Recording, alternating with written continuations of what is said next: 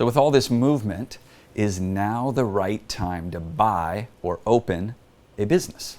If you look at the headlines with COVID-19 and all the unemployment, it seems risky.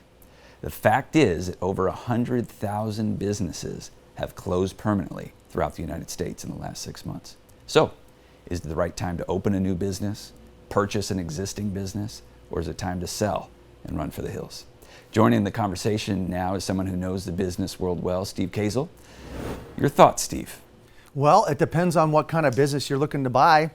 I suppose if you're in the mask making business, you're expanding. If you own an Amazon area, you're definitely expanding. So it really does depend. I guess if you're inside of a strip mall that doesn't really have access to your restaurant, you're probably very concerned about your business.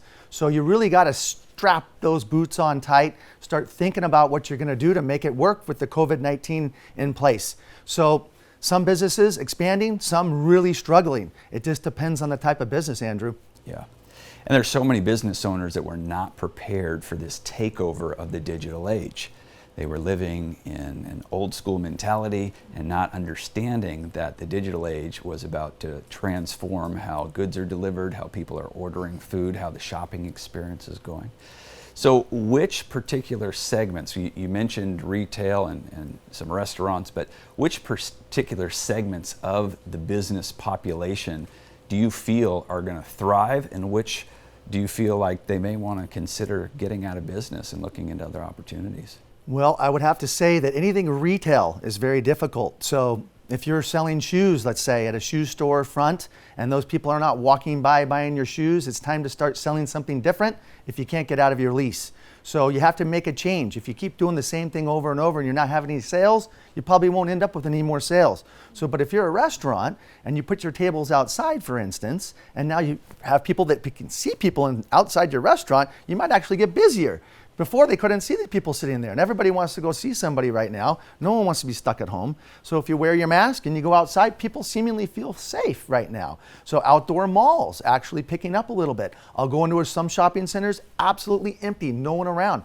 Not sure quite why that shopping center is empty. You go to another spot right now, you can't even find a parking spot. You're fighting for parking spots again. So you're like, where does the line draw? I think Amazon, the deliveries, it's not everything. People still want to get out. You got to get your hair cut. You got to get a Rubio's taco every once in a while. So I think that people are getting a little bit less afraid. Having said that, the president had the disease and he's seemingly okay today.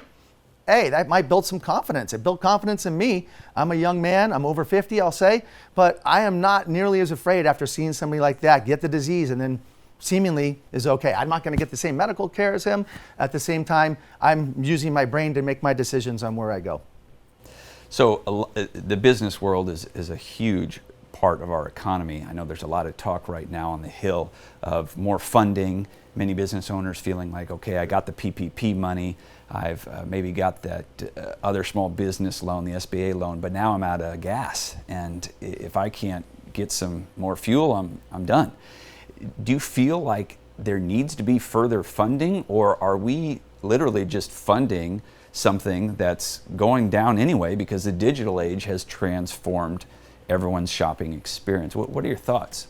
I think that the CARES Act needs to keep going. I do believe these businesses are struggling without us seeing them. As you mentioned, many have closed permanently. Is there a list of people who we've closed permanently versus those who are closing temporarily? There's probably a list somewhere out there. Hopefully someone's tracking that. There's got to be some more help. That PPP money allowed those businesses to hire new people that they could not have afforded to hire. It's also helping them pay their bills. So there's a certain amount of money that I think we still need to have piped into the system. I don't know how much it will take, but I think we need to be strategic and help the businesses that need help that makes sense. We're not going to hand a knife to somebody who's going to cut their hand off with their own knife. We want to make sure that those businesses that are actually going to make it, and the ones that need to, I guess, close the doors permanently need to close their doors. Well, I want to include Robert Sizer, Kathy Wong in this conversation. Kathy, what are you seeing with business owners? Are they giving up? Or are they staying steadfast?